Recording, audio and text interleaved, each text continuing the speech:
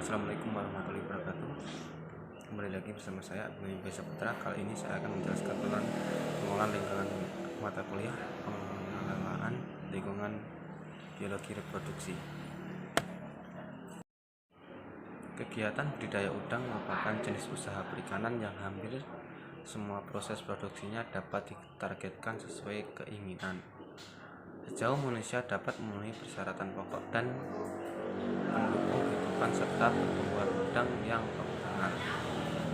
Usaha ini pernah menunjukkan hasil yang memuaskan hingga Indonesia menjadi produsen udang papan atas dunia, yaitu pada tahun 1994 mampu mencapai angka produksi lebih dari 300.000 ton per tahun, atau produksi dari tambak intensif sekitar 60%, tambak sederhana mencapai 20%, dan tambak semi intensif sekitar 10%.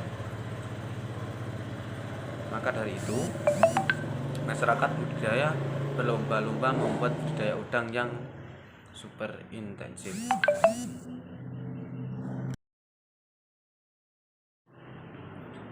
Ciri-ciri tambak intensif adalah sebagai berikut. Yang pertama, air di dalam tambak tidak tergantung pada pasang surutnya air laut. Yang kedua, petak tambak berbentuk teratur. Yang ketiga, ketinggian air dalam kolam lebih dari 1 meter pada budidaya Paname sistem intensif.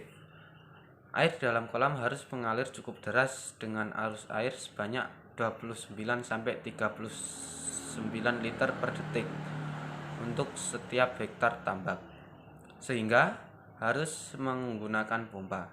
Sedangkan aerator dipergunakan untuk menambahkan kandungan oksigen di dalam air hingga mencapai kisaran 5-10 ppm.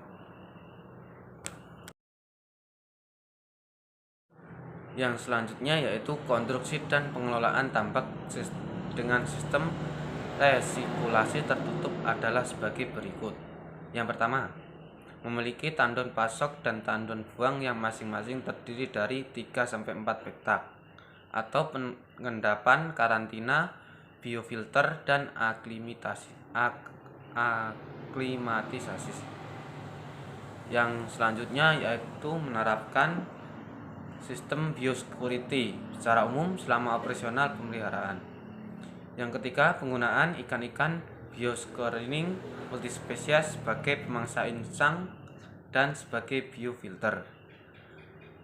Yang selanjutnya, bila di dalam petak tandon aklimatisasi kondisi plankton belum memadai, perlu dilakukan inokulasi fitoplankton pada air media pemeliharaan.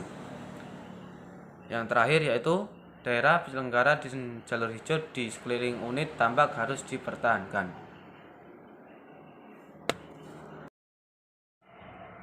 Pada budidaya sistem intensif menghasilkan limbah yang luar biasa, maka dapat menimbulkan masalah pada lingkungan sekitar, seperti kerusakan ekosistem, mangrove, dan pencemaran air pada pesisir. Sehingga amat disarankan untuk menggunakan 50% dari total lahan yang dikuasai, sedang sisa lahan digunakan untuk pembudidayaan secara ekstensif atau tradisional. Dengan demikian, keseimbangan ekosistem dapat terjaga dan pencemaran air di pesisir pantai dapat dicegah. Limbah dari tambak dikelola secara intensif sebagian besar adalah berasal dari pakan berbahan organik. Senyawa-senyawa terdapat dalam limbah adalah C atau karbon, nitrogen, dan fosfor. Secara alami sebenarnya senyawa-senyawa tersebut dapat terurai dengan dirinya,